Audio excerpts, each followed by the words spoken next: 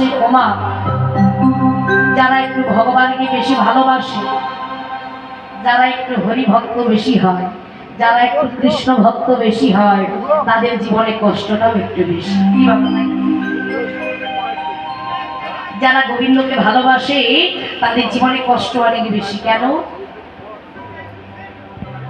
ভগবান বললেন যারা আমার ভক্ত, যারা আমার ভজনা করে, যারা আমায় ভালোবাসে, আমার সবার প্রথমে কাজ হচ্ছে আমি তাকে রাস্তার ভিখারি বানিয়ে দিই। হরি বল, হরি বল।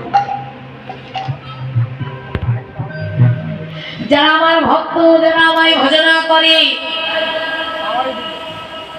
আমার সবার প্রথমে কাজ হচ্ছে কি বলছে,